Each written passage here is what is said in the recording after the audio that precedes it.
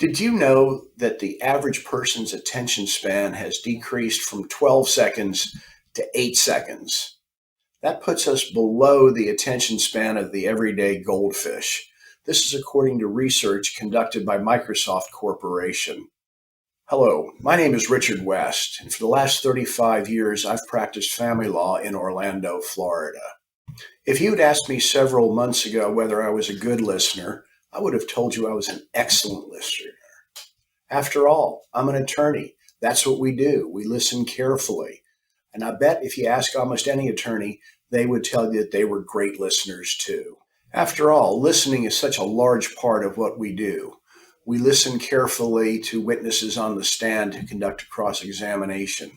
We listen to judge rulings and inflections so that we can properly prepare orders or know which direction to take our case.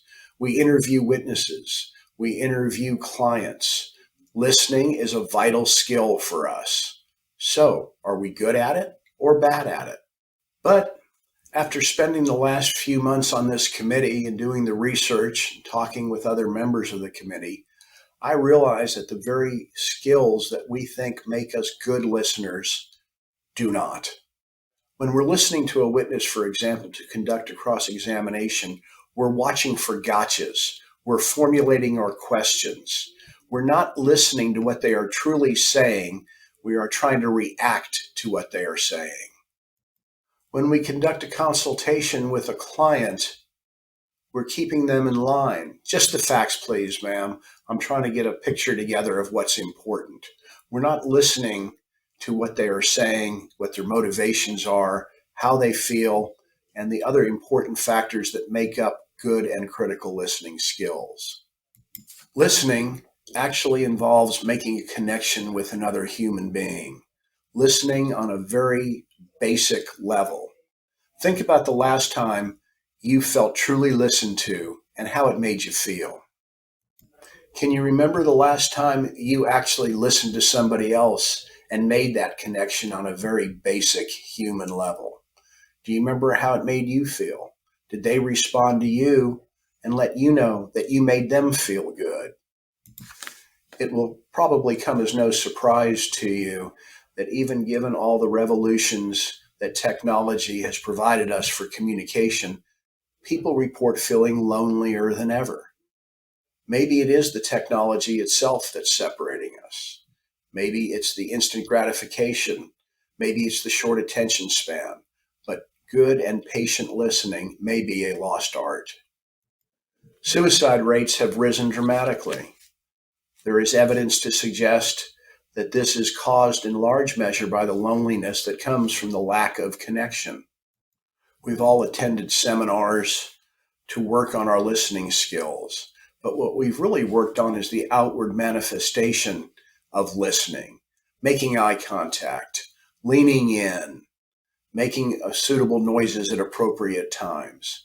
This is not real listening. This just makes it look like we are really listening.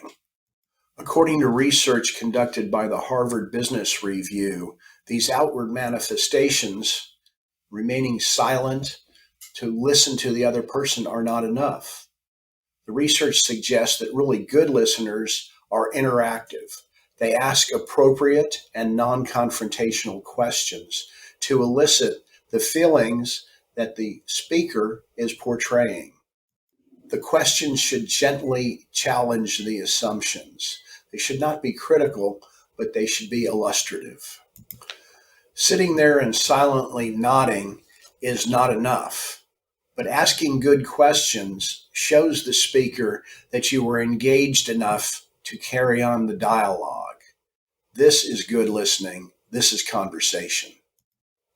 Good listening also includes interactions with the speaker that build their self-esteem. Good listening includes making the speaker feel supported and important. The goal is to make the interaction a positive experience for the speaker. This doesn't happen with just passive listening or critical questioning. Good listening also includes creating a safe environment where issues and differences can be discussed openly and fleshed out, and good solutions arise as a result of that safe environment. Those of you who have had any experience in collaborative divorce practice have no doubt experienced this. So, good listening is also a cooperative conversation where there's give and take. It is a dialogue, it's not a passive event.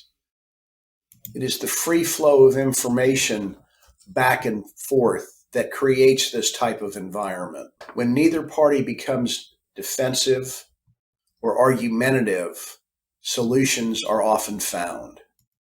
Poor listeners are often seen as competitive or argumentative, using the silences to formulate their answers or responses to prove the speaker wrong or to advance your own position. Listening only to identify failures in reason or logic or to advance your own position might make you a good cross-examiner, but it does not necessarily make you a good listener.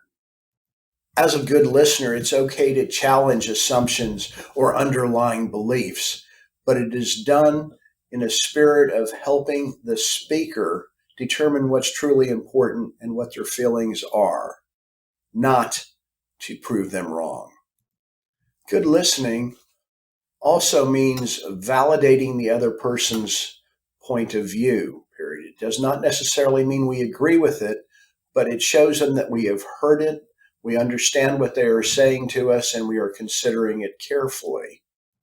Good listening includes providing feedback and suggestions. This is valued by somebody who has been carefully listened to. The feedback or suggestions need to be provided in a way that the speaker will accept and can hear. It should not be confrontational or derogatory. Very often as attorneys, we jump right to trying to fix the problem that is presented to us. We've all heard, no doubt, from our spouses or significant others, stop being a Mr. Fix-It. In our personal lives, I'm not looking for suggestions or answers. I just want you to listen to me so you understand how I am feeling. Maybe our clients or opposing parties or opposing counsel are not so different.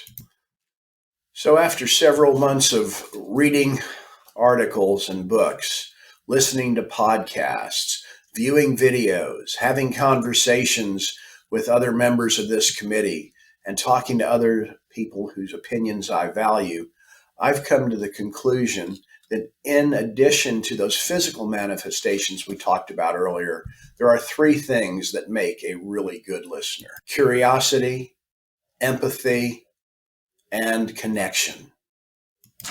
If you have a true curiosity about others, you won't get bored, you won't outrun your 8-second attention span, and you're able to engage in a true dialogue. When you have curiosity about another person and you have that connection, it's much easier to feel empathy. So what am I going to do to become a better active listener? I'm going to try to incorporate these very things that I've been discussing with you over the last 6 or 7 minutes. As Maya Angelou said, people may forget what you say, they may forget what you do, but they will never forget how you make them feel. Thank you for listening to me today. See you soon.